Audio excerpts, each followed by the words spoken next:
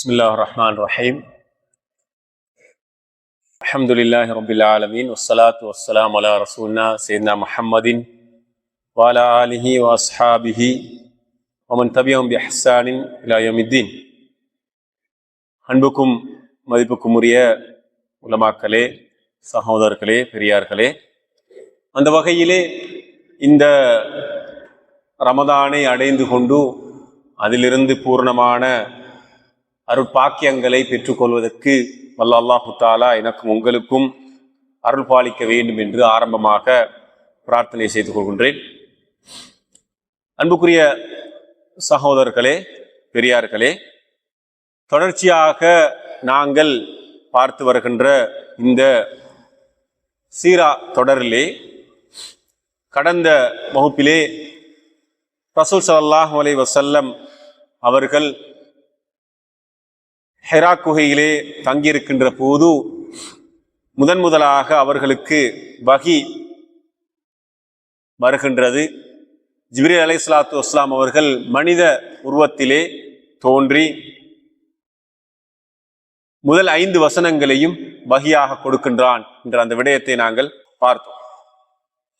உண்மையிலே இந்த சந்தர்ப்பத்திலே ரசூல் ஸல்லல்லாஹு அலைஹி வஸல்லம் அவர்கள் இந்த வஹியை பெற்றுக்கொண்டதை தொடர்ந்து நான் சென்ற வாரத்திலே தெளிவுபடுத்தினேன், ஒரு அந்நியமான ஒரு மனிதர் திடீரென ஹிரா குகையிலே தோன்றி இக்ரா என்று சொல்கின்றார், வாசிப்பீராக என்று சொல்கின்றார். ரசூல் ஸல்லல்லாஹு அலைஹி வஸல்லம் அவர்கள் வாசிக்க முடியாது என்று சொல்கின்றார்கள். பிறகு நபி அவர்களை கட்டி அணைத்து இறுக பிடித்து விட்டு மீண்டும் ஒருமுறை இக்ரா என்று சொல்கின்றார். அப்படியாக 3 தடவைகள் சொல்லி 4வது தடவை தான் இக்ரா பிஸ்மி ரப்பிக்கல் லதீ ஹலக் என்று அந்த சூரத்துல் அலக்குடைய முதல் 5 வசனங்களையும் ஜிப்ரீல் அலைஹிஸ்ஸலாத்து வஸ்ஸலாம் அவர்கள் இறக்கி வைக்கின்றார். உண்மையிலே இந்த சந்தர்ப்பத்தில் நபி அவர்கள் நீங்கள் யார் என்று கேட்கவில்லை, எதற்காக ஓதச் செல்கிறீர்கள் என்று கேட்கவில்லை, நீங்கள் என்ன விடயத்தை சொல்ல வந்திருக்கிறீர்கள் என்றெல்லாம் கேட்கவில்லை. ஏன்னால் நபி அவர்களுக்கு இது என்ன நடக்கிறது என்று தெரியாது. அவர் நபி அவர்களிடத்திலே ஜிப்ரீல் அலைஹிஸ்ஸலாம் சொல்லவில்லை, ஆரம்பத்திலிருந்து நீங்கள் இறை தூதராக தெரிவு செய்யப்பட்டிருக்கிறீர்கள் எனவே ஓதுவீராக என்று சொல்லவில்லை. எதேச்சையாக நடக்கின்ற விடயம். இந்த விடயத்தை தொடர்ந்து ரசூல் ஸல்லல்லாஹு அலைஹி வஸல்லம் அவர்கள் பயந்தவர்களாக, நடுநடுங்கியவர்களாக, அச்சப்பட்டவர்களாக அவர்கள் உடனடியாக தன்னுடைய வீட்டுக்கு திரும்புகின்றார். அவருடைய உள்ளத்தில் ஒரு பயம் ஆட்கொள்கின்றது, ஒரு கலக்கம் ஆட்கொள்கின்றது. ஏன் இந்த ரசூல் ஸல்லல்லாஹு அலைஹி வஸல்லம் அவர்கள் இப்படி பயப்படுகின்றார்கள் என்றால், உண்மையிலே ரசூல் ஸல்லல்லாஹு அலைஹி வஸல்லம் அவர்களுக்கு இப்படி ஒரு நிகழ்வு நடப்பது அது ஒரு பரிச்சயமான ஒரு விடயம் அல்ல, அது ஒரு புதியது ஒரு விடயம். ஏன்னால் அது ரசூல் ஸல்லல்லாஹு அலைஹி வஸல்லம் அவர்களுக்கு தெரியாது, நான் ஒரு நபியாக தெரிவு செய்யப்பட போகிறேன் என்ற விடயம் தெரியாது. எனவே இப்படி இதற்கு முன்னரும் இப்படியாக நபிமார்களுக்கு அல்லாஹு தஆலா வஹியை கொடுத்த போது அவர்கள் பயந்திருக்கிறார். நபி மூசா அலைஹிஸ்ஸலாத்து வஸ்ஸலாம் அவர்களுக்கு ஆரம்பமாக வஹி கிடைத்த போது அவர்கள் பயப்பட்டார். எனவே இது நபி அவர்கள் தயாராக இருந்து பெற்றுக்கொண்ட ஒரு விடயம் அல்ல என்பதை உறுதிப்படுத்துகின்றது. தான் நபியாக போகின்றேன் என்பதை அறிந்து அவர் ஹிரா குகையிலே போய் தியானத்தில் இருக்கவில்லை என்பதை உறுதிப்படுத்தக்கூடியதாக இருக்கின்றது. அதே நேரத்தில் ரசூல் ஸல்லல்லாஹு அலைஹி வஸல்லம் அவர்கள் இப்படி ஒரு விடயத்தை எதிர்பார்த்தவர்களாகவும் அவர்கள் இருக்கவில்லை என்பதையும் சுட்டிக்காட்டுவதாக இருப்பதை பார்க்கிறோம்.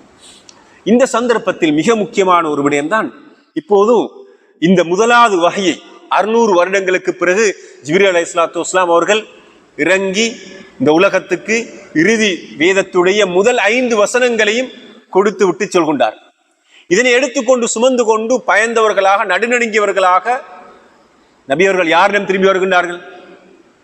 தன்னுடைய மனைவியிடம்தான் திரும்பி வருகின்றார். ஜௌஜத்துல் ஹனூனுல் ஆகிலத்துல் காமிலா, பூரணமான அறிவு பெற்ற அன்பான அந்த மனைவியிடத்திலே நபி அவர்கள் திரும்பி வருகின்றார்கள். பயந்து நடுநடுங்கியவர்களாக வருகின்றார்கள். இந்த சந்தர்ப்பத்திலே ரசூல் ஸல்லல்லாஹு அலைஹி வஸல்லம் அவர்களுக்கு ஆறுதல் படுத்துகின்றவர்களாக அன்னை ஹதீஜா ரலியல்லாஹு அன்ஹா அவர்கள் இருப்பதை பார்க்கிறோம். உண்மையிலே ஹதீஜா ரலியல்லாஹு அன்ஹா அவருடைய இந்த சந்தர்ப்பத்தில் பங்களிப்பு என்பது மிக முக்கியமான ஒரு பங்களிப்பு. நீங்கள் சற்று இந்த விடயத்தை எங்களுடைய வாழ்க்கையோடு ஒப்பிட்டு பாருங்கள். பல மாதங்களாக ஒரு சில வருடங்களாக தன்னம் தனியாக அவருடைய மனைவி ஒருவருடைய கணவர் ஹிரா கோயிலே தனித்திருக்கின்ற போது இப்படி பயந்து நடுநடுங்கியவராக வீட்டுக்கு திரும்பி வந்தால் நாங்கள் என்ன சொல்வோம்? தேவையா உங்களுக்கு? இதுக்கு தான் வானம்ன்றது. சும்மா தேவையில்லாத ஒரு சிரமம். இப்ப பயந்து நடுநடுங்கி என்னன்னு தெரியாம இன்னும் எங்கிட்ட பாசம் சொன்னா பேய் பிடிச்சி வந்திக்கிறீங்க அப்படிதான் நாங்க சொல்லுவோம். ஆனா அன்னை ஹதீஜா ரலியல்லாஹு அன்ஹா அப்படி சொல்லல. அதான் மிக முக்கியமானபடி. அவ்வளவு அன்புக்குரிய ஒரு மனைவியாக ஹதீஜா ரலியல்லாஹு அன்ஹா அவர்கள் இருந்தார்கள். இந்த அளவுக்கு என்றால் வரலாற்று ஆசிரியர் சொல்வார்கள், ரசூல் ஸல்லல்லாஹு அலைஹி வஸல்லம் அவர்களும் ஹதீஜா ரலியல்லாஹு அன்ஹா அவர்கள் 23 வருடங்கள் கணவன் மனைவியாக வாழ்ந்திருக்கிறார்கள். எந்த ஒரு சந்தர்ப்பத்திலும் சிறியதொரு வாழ்க்கையில் முரண்பாடு வந்ததாக கூட பதிவு செய்யப்படவில்லை. சிறியதொரு முரண்பாடு கூட கணவன் மனைவிக்கு இடையிலே வந்ததாக வரலாற்றிலே பதிவு செய்யப்படவில்லை. இந்த சந்தர்ப்பத்தில் ரசூல் ஸல்லல்லாஹு அலைஹி வஸல்லம் அவர்கள் ஹதீஜா நாயகியிடம் வந்து, யா ஹதீஜா லகத் ஹஷீது அலா நஃப்ஸி, எனக்கு ஏதோ நடக்க போகிறது என்று நான் பயந்து விட்டேன் என்று அவர்கள் சொல்கின்றார். இந்த இடத்துல தான் ஒரு பெண்ணுடைய ஒரு மனைவியுடைய அந்த ரோல் நான் ஆரம்பத்தில் சொன்னேன். ரசூல் ஸல்லல்லாஹு அலைஹி வஸல்லம் அவர்கள் 25 வயதுல 40 வயது மதிக்கத்தக்க இந்த ஹதீஜா ரலியல்லாஹு அன்ஹா அவர்களை தெரிவு செய்தது ஒரு சாதாரண விடயம் அல்ல. அந்த விடயம் எவ்வளவு முக்கியமானது, எவ்வளவு வயசான ஒரு டிசிஷன் என்பதை இந்த சந்தர்ப்பத்தில் இப்ப புரிஞ்சு கொள்ளலாம். முதலாவதா பல சந்தர்ப்பங்கள் இது புரிஞ்சு கொள்வதற்கு அதில் இந்த சந்தர்ப்பம் மிக முக்கியமான. இந்த சந்தர்ப்பத்தில் ரசூல் ஸல்லல்லாஹு அலைஹி வஸல்லம் அவர்கள் வந்து உடனடியாக பயந்து நடுநடுங்கியவர்களாக இப்படி சொன்ன உடனே உண்மையிலே ஹதீஜா நாயகி நேரம் டைம் எடுத்துக்கணும், யோசிச்சுக்கணும், என்ன இது பிரச்சனை ஆகிக்கும், இவருக்கு இப்படி பயந்து நடுநடுங்கி வந்திக்கிறாரு, என்ன நடந்திருக்கும் என்று யோசிச்சுக்கணும். இதை கொஞ்சம் கற்பனை பண்ணி பார்க்கணும். 1400 வருடங்களுக்கு முன் அரேபிய சமூகத்துல அந்த இருள் சூழ்ந்த அந்த நேரத்துல இன்ன அன்ஸல்னாஹு ஃபீ லைலத்துல் கத்ர், இரவு நேரத்துல அல்லாஹ் தஆலா இறக்கி வச்சான். அன்ஸல்னாஹு ஃபீ லைலத்துல் கத்ர், இரவுல இறக்கி வச்சான். அதுல பிறகு சொல்ற செய்தி குர்ஆன், அது ஆரம்பத்தில் சொல்லல, பிறகு சொல்ற செய்தி எப்ப அல்லாஹ் தஆலா குர்ஆன் இறக்கி வச்சான். இப்படி பயந்து நடுநடுங்கி இந்த கணவர் வந்திருக்கிற சந்தர்ப்பத்துல மேலே ஏனைய பெண்களை போல யோசிச்சு பார்த்து ஏதாவது இதுக்கு மருந்து செய்ய வேண்டி வரும், இல்லாட்டி யார்ட்டையாவது கூட்டிட்டு போவோம், எங்கேயாவது என்ன பார்க்கறதுக்கு தான் யோசிக்கும். ஆனா அப்படி அல்ல. ரசூல் ஸல்லல்லாஹு அலைஹி வஸல்லம் அவர்களை பார்த்து முதலாவது சொன்ன செய்தி என்ன என்றால், கல்லா கல்லா, அப்படி இல்லை, நீங்க பயப்பட வேண்டிய தேவை இல்லை. வல்லாஹி லா யுஹ்ஸிக் லா யுஹ்ஸிக் அல்லாஹ், அல்லாஹ் மீது ஆணையாக அல்லாஹ் உங்களை இழிவுபடுத்த மாட்டான். இன்னக லதஸிலுர் ரஹம், நீங்க குடும்ப உறவுகளை பேணி நடக்கிறீர்கள். இந்த விடயங்களை மிக முக்கியமானது எங்களோட வாழ்க்கைக்கு சொல்ற விடயம். வதஹ்மிலுல் கல், கஷ்டப்படுகின்றவர்களுடைய கஷ்டங்களை சுமந்து கொள்கின்றீர்கள். வதக்ஸிபுல் மஅதூம், இயலாதவர்களுக்கு சம்பாதித்து கொடுக்கிறீர்கள். வதுக்ரி அத்தைஃப், விருந்தாளிகளை நல்ல முறையில் நீங்க கவனிக்கிறீங்க. வதுஈனு அலா நவாயிபில் ஹக், சத்தியத்துக்கு நீங்க உதவி செய்யக்கூடியவர்களா இருக்கிறீர்கள். இந்த சந்தர்ப்பத்துல ஹதீஜா நாயகி சொல்லல, இப்படி நீங்க நீண்ட காலமா இப்போ ஒரு பல வருடங்களாக கஷ்டப்பட்டு தியானத்துல நீங்க இருந்தீங்க, அதனால் அல்லாஹ் உங்களை இழிவுபடுத்த மாட்டான்னு சொல்லல. இந்த இடத்துல சொல்ற விஷயத்தை பாருமா, அல்லாஹ் உங்களை இழிவுபடுத்த மாட்டான். ஏன்? நீங்க மனிதர்களோட நல்ல உறவுகள்ல நல்ல. அஹ்புன்னாஸ் இலல்லாஹ் அன்ஃபஅஹும் லின்னாஸ், மனிதர்கள்ல அல்லாஹ்வுக்கு விருப்பமானவர் மனிதர்களுக்கு பிரயோசனம் உள்ளவர். ஹைருன் நாஸ் அன்ஃபஅஹும் லின்னாஸ், மனிதர்கள்ல சிறந்தவர் மனிதர்களுக்கு பயனுள்ளவர். அல்லாஹு ஃபி அவுனில் அப்தி மா கானல் அப்து ஃபி அவுனி அஹீஹ், ஒரு அடியான் மற்றொரு அடியானுக்கு உதவி செய்கின்ற காலமெல்லாம் அல்லாஹ் அந்த அடியானோடு இருப்பார். இதுவெல்லாம் எல்லா மனிதர்களுக்கும் பொதுவான, முஸ்லிமுக்கு மட்டுமல்ல எல்லாருக்கும் பொதுவான. ரசூல்லா பார்த்து ஹதீஜா நாயகி என்னென்னவெல்லாம் சொல்லிக்கோணும். ஆனா சொன்ன விஷயம் என்ன, எவ்வளவு வயசான ஒரு பெண்மணி அவ ரசூல்ல விட இப்ப 10 வருஷம் இளமையா இருந்திருந்தா கொஞ்சம் கற்பனை பண்ணி பாருங்க. இளம் வயது, எதுவும் தெரியாது, புள்ள பாக்குறது தான் எனக்கு பெரிய பிரச்சனை. இந்த குடும்பத்துல தான் பெரிய பிரச்சனை, கூடு கூட்டுறது, புள்ள பாக்குறது, சாப்பிட்டு சமைக்கிறது. ஆனா அவக்கு அது பிரச்சனை அல்ல. தந்த கணவன் இப்படி ஒரு பெரிய ஒரு விஷயத்தோட வந்திருக்கிறார். கணவனுக்கு எப்படி ஆறுதல் சொல்றார், எவ்வளவு அழகா ஆறுதல் சொல்றார். இதெல்லாம் சொல்லிட்டு அவர் சொல்றார், இதெல்லாம் நீங்க செய்றீங்க, நிச்சயமா அல்லாஹ் உங்களை என்ன செய்ய மாட்டான், நிச்சயமா அல்லாஹ் உங்களை இழிவுபடுத்த மாட்டான். அல்லாஹ் அவங்க நம்பியிருந்தாங்க, தெரியுமா அவங்க அல்லாஹு தாலாட்ட உதவி தேடியவர்களாத்தான் ரசூல் ஸல்லல்லாஹு அலைஹி வஸல்லம் நீங்க ஹெரா கோலிக்கிறாங்க. ஆனா சமூகத்துக்கு என்ன செய்யணும்னு தெரியாது, எப்படி அல்லாஹ் வணங்கணும்னு தெரியாது. இந்த கௌபாவுக்குள்ளாலும் அதுக்கு சூழலும் நிறைய சிலைகள். நான் ஏற்கனவே ஆரம்பத்தில் சொன்னேன், மக்காவில் இருக்கிற சமூகத்துக்கு அல்லாஹ்வை தெரியும், அல்லாஹ்வை ரப்பா ஏற்றுக்கொண்டிருந்தார், ஆனா இலாகாக ஏற்றுக்கொள்ளல அவர். அந்த வரலாற்றை நாங்க நீண்ட வரலாற்றை பார்த்தோம். இப்ராஹிம் நபியுடைய வரலாற்று எப்படி அந்த மக்கா சமூகம் ஏகத்துவத்தில் இருந்து திசை மாறி இந்த சிலை வணக்கங்களை நோக்கி, ஷிர்க்க நோக்கி, குஃப்ரை நோக்கி அது போன இடத்தை பார்த்தோம். இந்த இடத்துல இப்படியாக முதலாவது வகையை பெற்றுக்கொண்டு வந்த சந்தர்ப்பத்தில் ரசூல் ஸல்லல்லாஹு அலைஹி வஸல்லம் அவர்களுக்கு ஆறுதல் கொடுத்தது ஒரு பெண்மணி. அதுதான் ஆக முக்கியமான இன்னொரு விஷயம். இந்த வகையை சுமந்து கொண்டு பயந்து நடுநடுங்கி என்ன செய்யறான்னு தெரியாம, அடுத்து என்ன ஸ்டெப் எடுக்கிறான்னு தெரியாம இருக்கின்ற நேரத்துல அந்த பணிக்கு முதலாவது ஆலோசனை சொல்றது, வழிகாட்டுறது ஒரு பெண்மணி. ஆணும் பெண்ணும் சேர்ந்தாத்தான் இந்த உலகத்துல எல்லா பணியும் பூரணமாகும்ன்றதுக்கு இதுதான் முதலாவது ஆதாரம். இறை தூதராக ரசூல் வாரார், ஆனா வகையை பெற்றுக்கொண்டு வந்தவருக்கு என்ன செய்யணும்னு தெரியாது. அந்த சந்தர்ப்பத்துல ஆறுதல் சொல்லி அடுத்த உடனடியாக இப்படியெல்லாம் ஆறுதல் சொல்லிட்டு அடுத்த என்ன சொன்ன, இதெல்லாம் தெரிஞ்ச ஒருவர் இருக்கிறார், அவர்கிட்ட நாங்க போவோம். யாரு? வரக்கத் இப்னு நௌஃபல் என்கின்ற ஹதீஜா நாயுடைய ஒரு உறவினர், நெருக்கமான ஒரு உறவினர், முன்னைய வேதங்கள் பற்றியெல்லாம் தெரிந்திருந்தவர். ரசூலுல்லாஹ் சொல்றாங்க, தானா நஸ்ஹப் இலா வரக்கத் இப்னு நௌஃபல், வரக்கத் இப்னு நௌஃபல் என்கின்றவர்கிட்ட நாங்க போவோம் என்று சொல்லி ரசூலுல்லாஹ் ஆறுதல் படுத்தி திடப்படுத்தி எங்க கூட்டின்னு போறாங்க, வரக்கத் இப்னு நௌஃபல்கிட்ட கூட்டிட்டு போறாங்க. வரக்கத் இப்னு நௌஃபல் எல்லாம் வேற ஒருவர்கிட்ட கூட்டின்னு போகல, வேற யாராவது சூனியம் பார்க்கிறார்கள், மந்திரம் பார்க்கிறார்கள், அந்த காலத்துல ஊதி பார்க்கிறார்கள், நிறைய பேர் இருந்தார்கள், சூனியக்காரர்கள், அந்த நிறைய அந்த மாதிரி வேலை செய்யக்கூடிய ஆக்கள் இருந்தா. அவங்க யாருக்கிட்ட கூட்டின்னு போகல. அப்ப யாருக்கிட்ட கூட்டி கொண்டு போகணும்ன்றதும் ஹதீஜா நாய்க்கு தான் தெரியும், இவர்கிட்ட தீர்மானம் இருக்கிறன்றதும் ஹதீஜா நாய்க்கு தான் தெரியும். ரசூலுல்லாஹ் அதை பத்தி தெரியும், இன்னும் அவர் சொல்லிப்பாரு, வாங்கனே இப்படி ஒரு பிரச்சனை இவர்கிட்ட போகும்னு சொல்லி. ஆனா யார்கிட்ட போகும்னு சொன்னது ஹதீஜா ரலியல்லாஹு அன்ஹா அவர்கள். ஹதீஜா ரலியல்லாஹு அன்ஹுடைய அந்த பங்களிப்பு என்பது மிக முக்கியமான ஒரு பங்களிப்பு என்பதை பார்க்கணும். இவே இந்த வகையை சுமந்து கொண்டதுல ஆரம்பமாக இந்த வகையை ரசூல் ஸல்லல்லாஹு அலைஹி வஸல்லம் அவர்கள் ஹிரா கோயிலிருந்து எடுத்துக்கொண்டு வந்தாலும் அதற்கு முழுமையாக உறுதுணையாக இருந்து ஆலோசனை சென்ன முதல் பெண்மணியாக, முதலாவது இஸ்லாத்தை ஏற்றுக்கொண்டவராகவும் அன்னை ஹதீஜா ரலியல்லாஹு அன்ஹா அவர்கள் இருக்கிறார். இது ஒரு மனிதன் வாழ்க்கையில மனைவி என்பது மிக முக்கியமான, நாங்கள் படிச்சுக்கொள்ள வேண்டிய ஒரு மிக முக்கியமான ஒரு பாடம். இந்த பாடத்தையும் சொல்லிட்டு போறது பொருத்தம் நினைக்கிறேன். குர்ஆன்ல அல்லாஹு தஆலா மனைவிய குறிச்சு காட்டுறதுக்கு 3 சொற்பிரயோகங்களை சொல்றான். இது மிக முக்கியமான ஒரு விடயம். 3 சொற்பிரயோகங்களை பயன்படுத்துறாங்க. ஒன்று ஜௌஜா, ரெண்டாவது இம்ரா, மூணாவது சாஹிபா.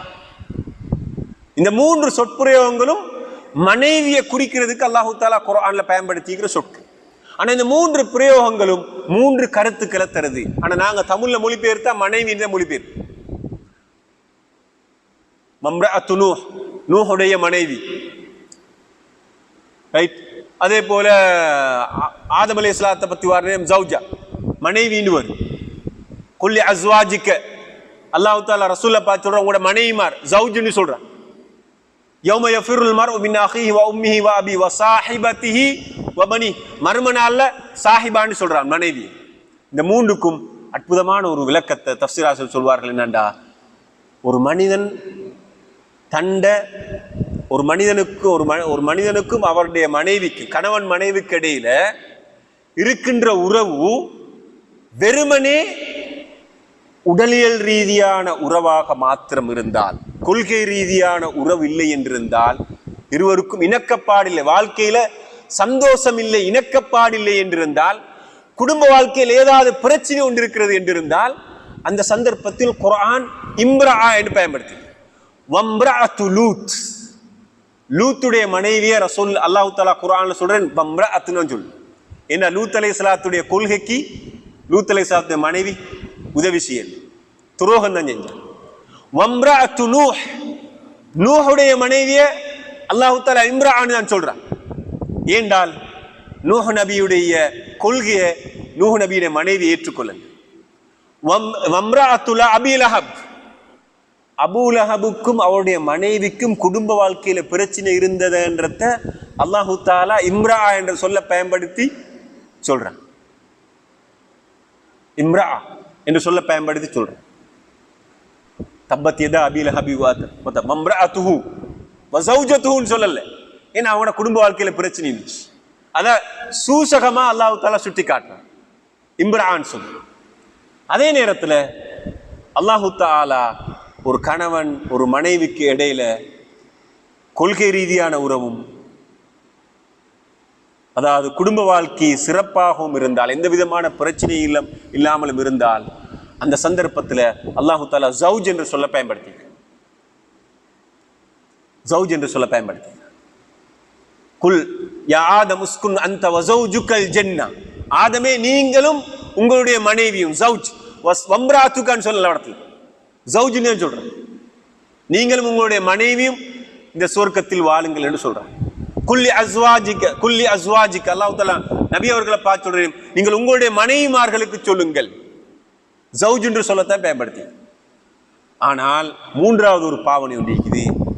ஒரு மனிதனுக்கு உலகத்திலே மறுமையில உடலியல் ரீதியான உறவும் கிடையாது, கொள்கை ரீதியான உறவும், எந்த விதமான உறவும் கிடையாது. மறுமையில ஒவ்வொருத்தரும் தனித்தனியாகத்தான் வருவார்கள். அந்த சந்தர்ப்பத்தில் அல்லாஹு தஆலா மனைவியை குறிக்கிறதுக்கு சாஹிபா என்ற சொல்ல பயன்படுத்திக்கிறான்.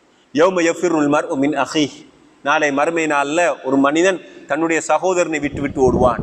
வ உம்மிஹி வ அபீஹ், தன்னுடைய தாயை விட்டு விரண்டு ஓடுவான், தன்னுடைய தந்தையை விட்டு விரண்டு ஓடுவான். வ ஸாஹிபதிஹி வ பனீஹ், தன்னுடைய மனைவியை விட்டு விரண்டு ஓடுவான், தன்னுடைய பிள்ளைகளை விட்டு விரண்டு ஓடுவான். எனவே மர்ம நாள்ல எல்லாரும் தனி மனிதர்கள் தான். அங்க கணவன் மனைவி எந்த உறவும் பிரயோசனம் அளிக்காது. யௌம லா யன்ஃபஉ மாலு வலா பனூன், அந்த நாள்ல செல்வமோ பணமோ எதுவுமே பயனளிக்காது. எனவே அல்லாஹு தஆலா அந்த சந்தர்ப்பத்துல சாஹிபா என்று சொல்லும். இது குர்ஆன் அற்புதமான ஒரு விடயம். இந்த இடத்துல அல்லாஹு தஆலா ரசூல் ஸல்லல்லாஹு அலைஹி வஸல்லம் அவர்களுடைய மனைவிமாரை குறிக்கிறதுக்கு ஜௌஜ், அஸ்வாஜுன் நபி, நபி அவர்களுடைய மனைவிமார்கள் என்று அல்லாஹ் தஆலா பயன்படுத்துகிறான். இந்த நபி அவர்களுக்கு மனைவிமாருக்கு எந்த விதமான முரண்பாடும் பிரச்சனை வைக்கல, பூரணமான ஒத்துழைப்பு தான் இருந்ததை நாங்க பார்க்கணும். எனவே இது சீரால இருந்து கற்றுக்கொள்ள வேண்டிய மிக முக்கியமான ஒரு பாடத்தை பார்க்கணும். அதே நான் ஆரம்ப சொன்னது போலதான் இந்த முதலாவது இந்த வஹைக்கு துணையாக இருந்தவர் ஒரு பெண்மணி என்பது மிக முக்கியமான ஒரு விடயம் என்பதை நாங்கள் பார்க்கணும்.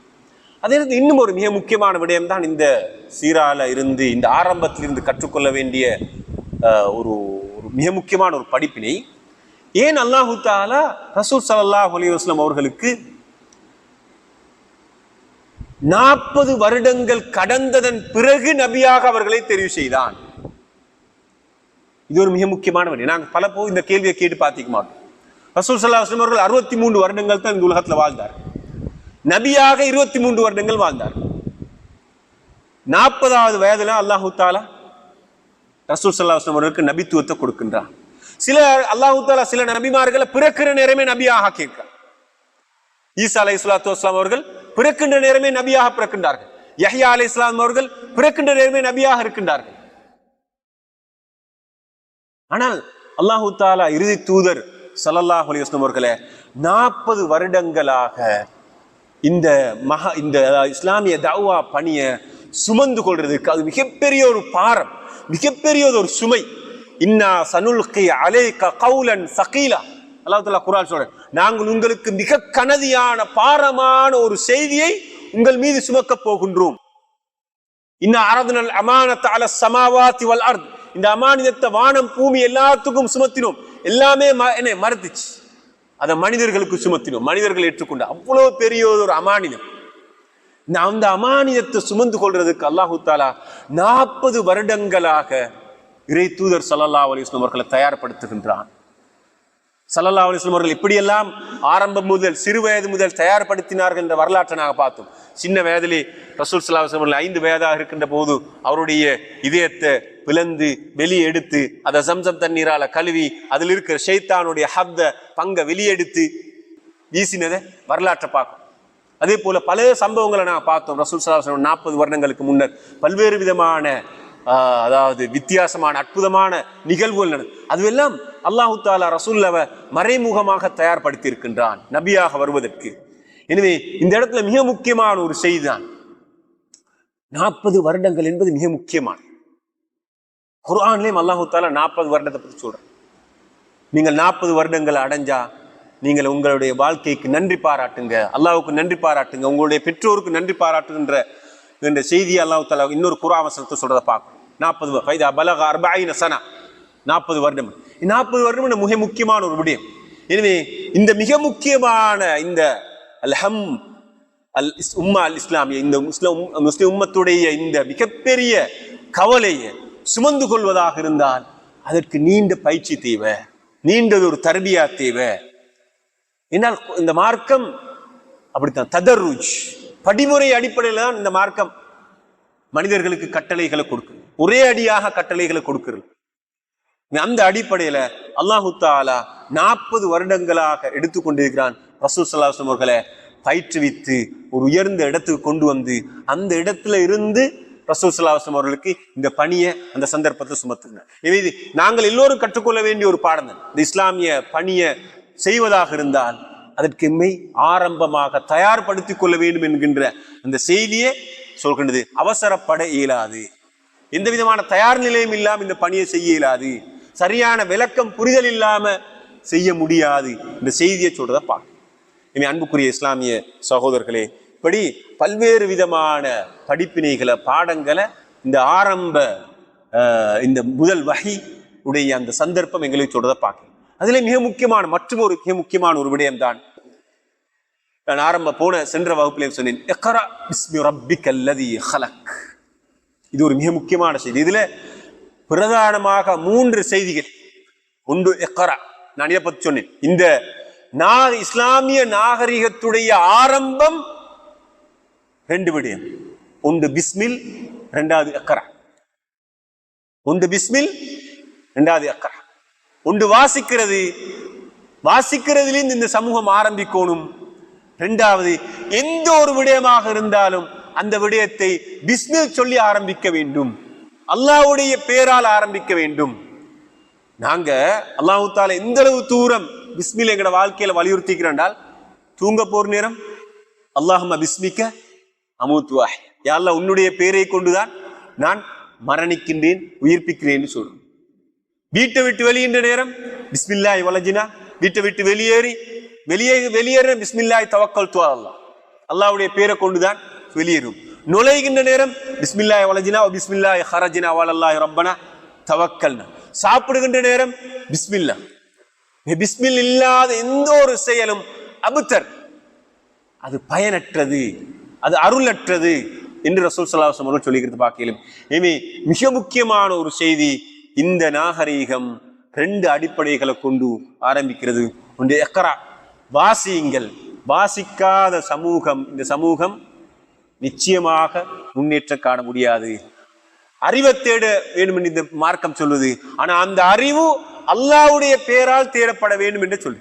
அது வேறொரு பேரால் தேடப்பட்டாலும் இந்த சமூகம் மேம்பாடு அடைய முடியாது என்று சொல்வதை பார்க்க. இப்படி பல்வேறு விதமான படிப்பினைகளை பாடங்களை எங்களுக்கு இந்த முதலாவது சீராவுடைய இந்த ஆரம்ப தாவாவுடைய முதல் 5 வசனங்கள்ல பல்வேறு விதமான படிப்பினைகளை பாடங்களை பெற்றுக்கொள்ள முடியுமா இருக்குது. இன்ஷா அல்லாஹ் அடுத்த வகுப்பிலே இதற்கு பிறகுதான் இன்ஷா அல்லாஹ் தௌவா ரசூல் ஸல்லல்லாஹு அலைஹி வஸல்லம் அவர்கள் தன்னுடைய தௌவா பிரச்சாரத்தை ஆரம்பிக்க இருக்கின்றார்கள்.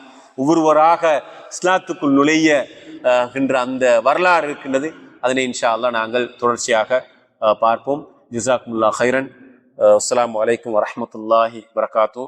சுப்ஹானக அல்லாஹும்ம பிஹம்திக அஷ்ஹது அல்லா இலாஹா இல்லா அன்த அஸ்தக்ஃபிருக வ அத்தூபு இலைக்.